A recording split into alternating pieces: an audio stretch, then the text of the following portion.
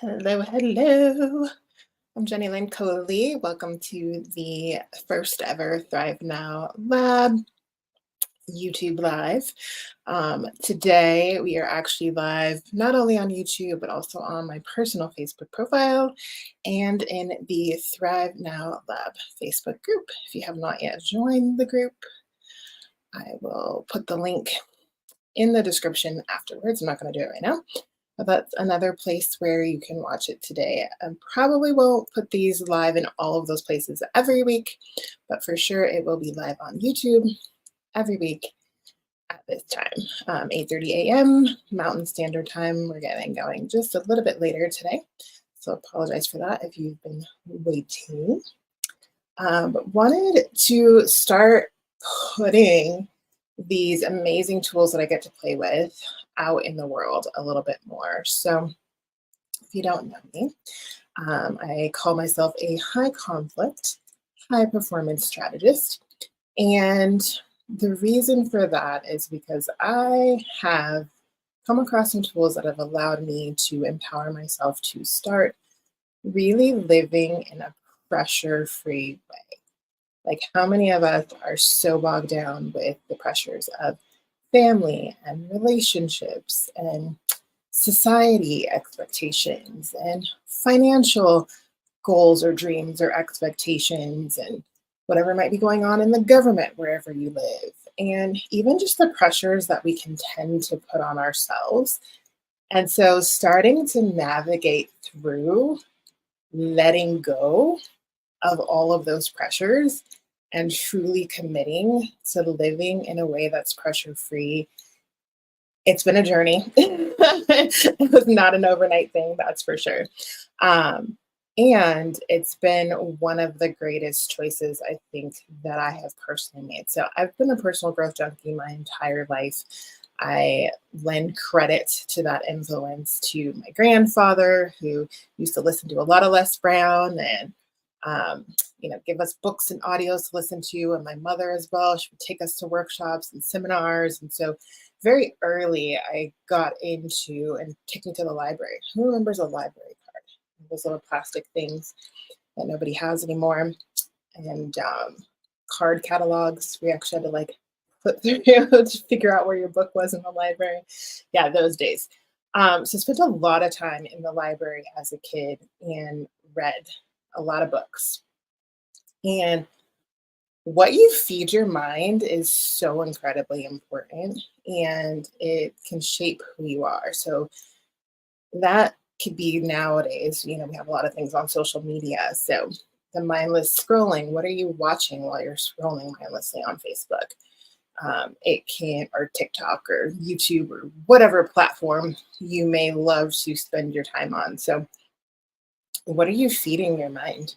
What are you listening to? Who are the types of people that you're surrounding yourself with? And even more importantly, like when things are coming up in your life, especially those things that tend to trigger you, how are you responding? How are you reacting? What is that creating for you in your physical body with your health, mentally, emotionally, spiritually? What is that creating for the results that you have showing up in your life? And so, um, taking off those pressures and getting really clear on what it is that you desire to create, what it is that tends to trigger you, how you react and respond. So, what are your behaviors? How are you feeling when you get triggered? Because the feelings aren't bad and the feelings aren't wrong. However, what you do with those feelings and how you behave then can either work in your favor or work to your detriment. And so, how are you reacting and responding to what's showing up in your life? And especially when things feel like there's a lot of pressure around you, whether it's self inflicted or self imposed pressure, or it's pressures that seem like they're coming from other places and other things. And so, if you are clear about that and you have tools, effective tools, and I don't know about you, but I like things that work quick. There's a lot of things that we have to like put work into and time into, and that's part of life. And when we can find things that work quickly and effectively, those are my favorite. So, what are the tools that you use when you're under pressure, when you're feeling stressed, when you're feeling overwhelmed, when you're triggered? And when I say triggered, I mean like triggering the fight or flight stress response in your body. And like newsflash, we do not live in the caveman days anymore. So there's no lions or tigers or bears chasing us. So sometimes we tend to like overreact to situations and trigger that stress response in the body as if there's real danger around, even when there's not. And so how do you stop triggering that fight or flight stress response? How do you stop overreacting? Then how do you stop maybe some of those negative feelings and emotions that are coming up for you afterwards? So if you've ever overreacted and gotten really angry in a situation where maybe you didn't really need to get that angry, and then afterwards maybe started to feel ashamed, started to feel embarrassed, and a whole host of other things, like all of those things are releasing chemicals in your body and creating physiological responses that then, for a woman, actually can take up to 24 hours for those to dissipate out of your body, and for a man, up to 9. Now, when you go to sleep at night, if you're getting good sleep, because most people are not getting good sleep, when you go to sleep at night, that can kind of help your body regenerate, reset, start to heal a little bit. And so it helps with that dissipation process. But if you're not getting good sleep, your body and your brain don't have a chance to actually rest and repair. And then you're walking around triggered all the time. And most of the things that you're reacting and responding to aren't even you, right? So you're walking around triggered all the time, not even realizing it, not thinking as clearly as you could be, not having as many positive results in your life as you would like to have, not being as productive as you can possibly be because you're not as clear, not as efficient, not as focused, and absolutely not as relaxed. And like relaxation is really the key to everything. Now, relaxation doesn't necessarily mean doing nothing. It could, right? Like sometimes I love to just go put my feet in the grass and thank nature, and look up at the sky and just listen to the birds and be grateful to God and the universe just for the joy of being alive. That's in a way kind of doing nothing, right? You stare at the paint on the wall, right? But like you can be relaxed when you're having a conversation with someone. You can be relaxed when you are working, whatever your choice or flavor of work might be, right? And so there's when you're and most of us aren't relaxed. We live in this very high adrenaline society, and most of us are triggered all the time.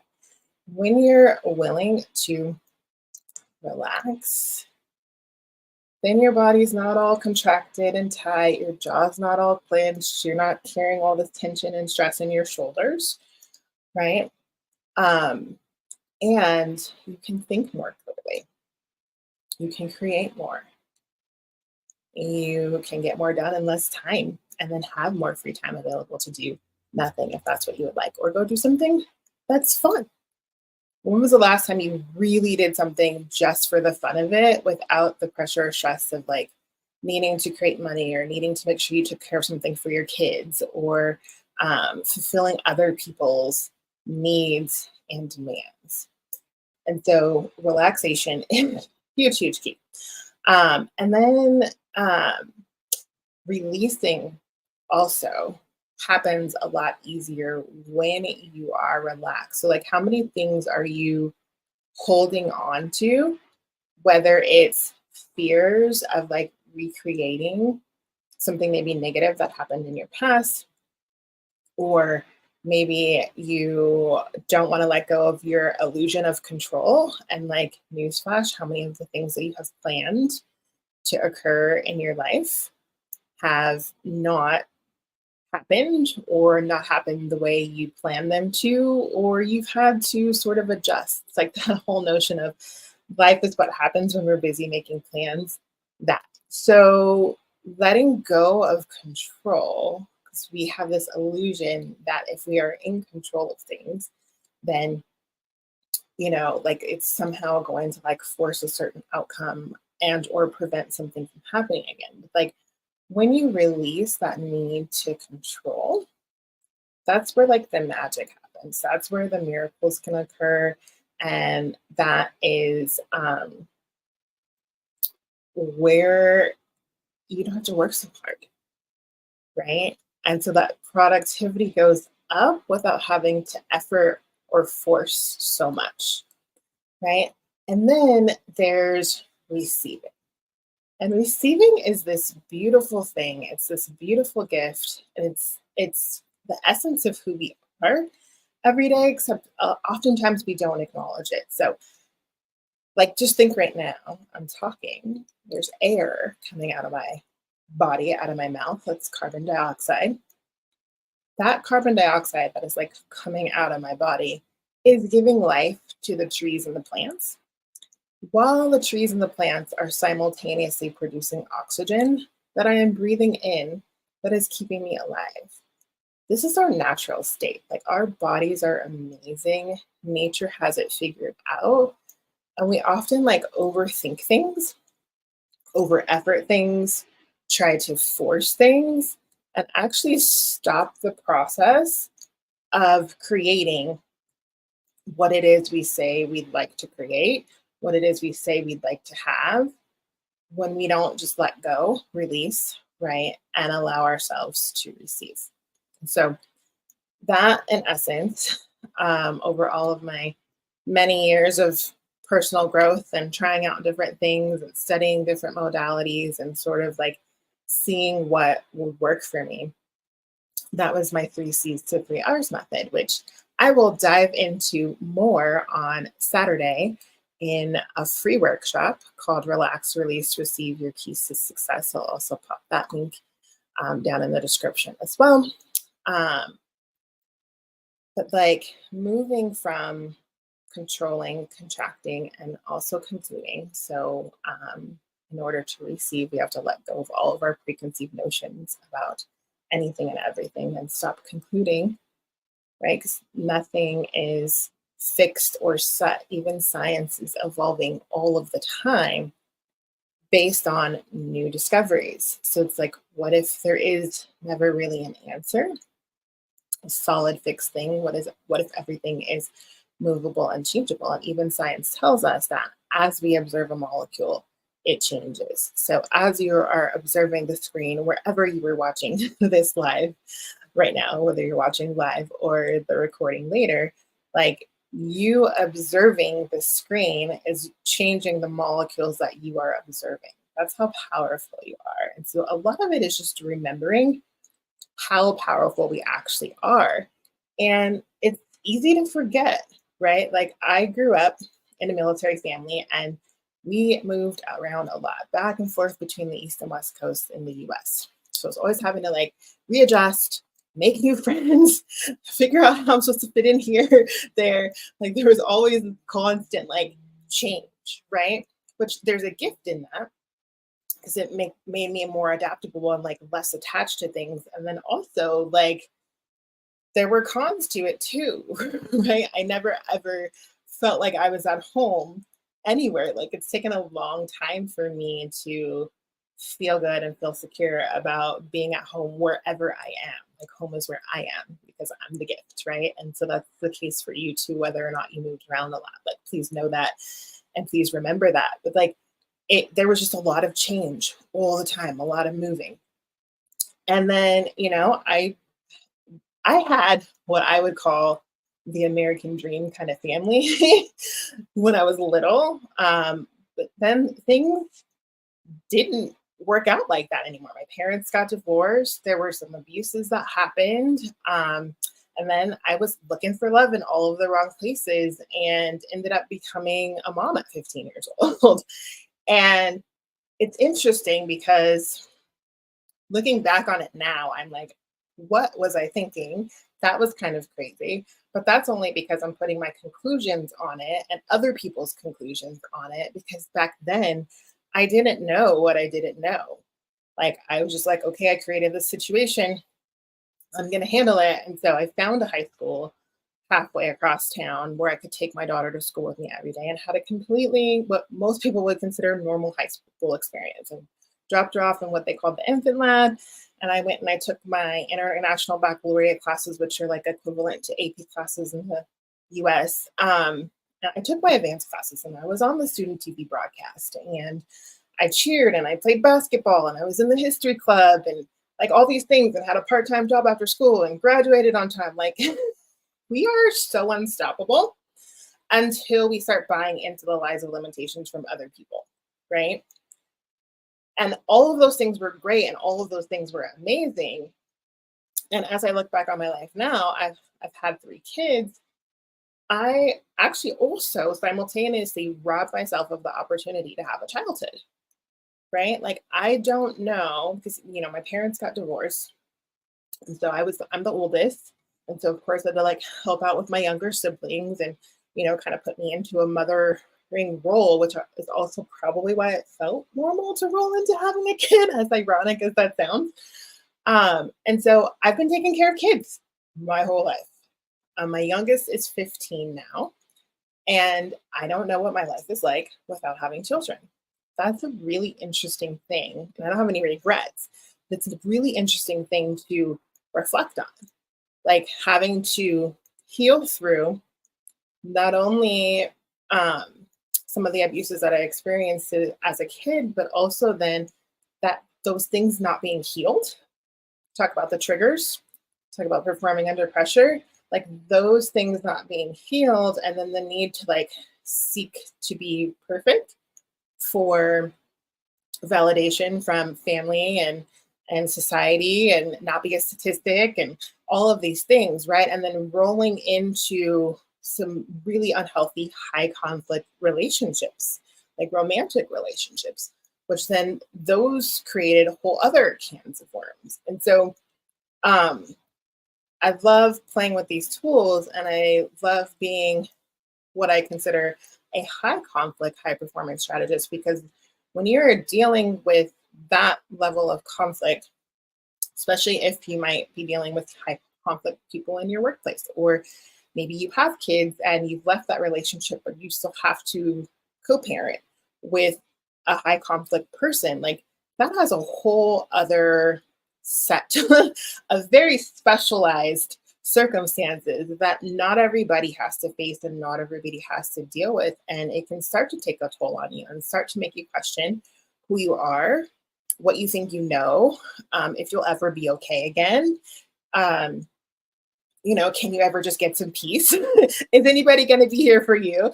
All those different types of things. And so, um, what I want you to know, no matter like what you have or haven't experienced in your life or what you have or haven't been through in your life, is that wherever you are, it's perfectly okay.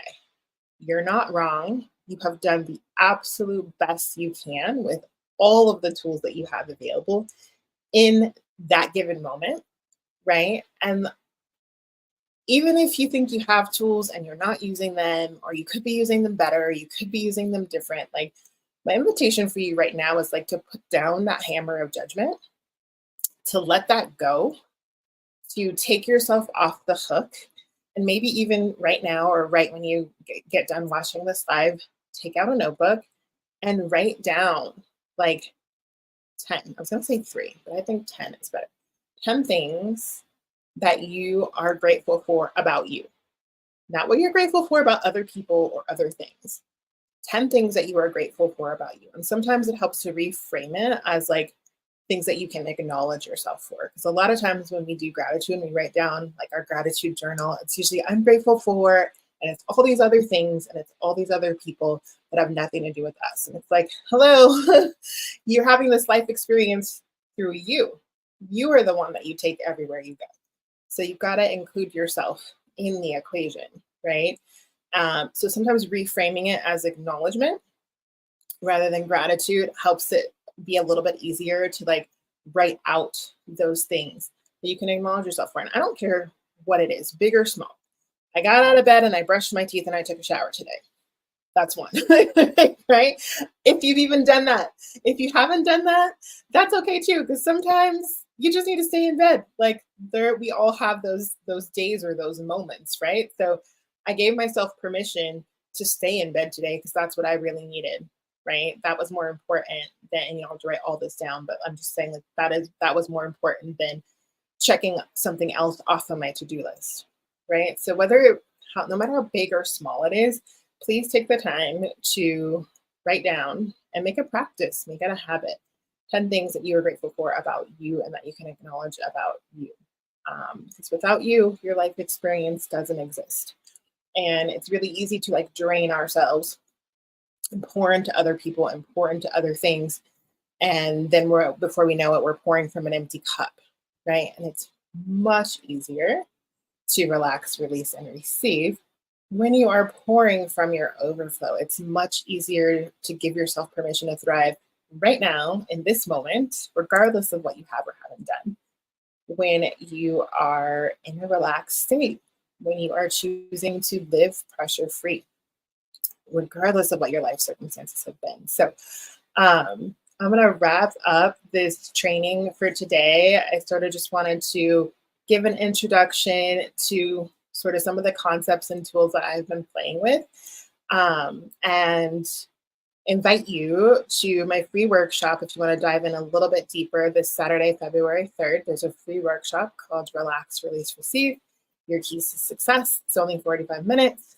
So again, the link will be below for you to come and play in that. And then if the pressure-free method is something you would like to explore even more, I have a 90-minute workshop coming up on February 8th called the 10-second reset, unleash your stress busting power in 3 easy steps.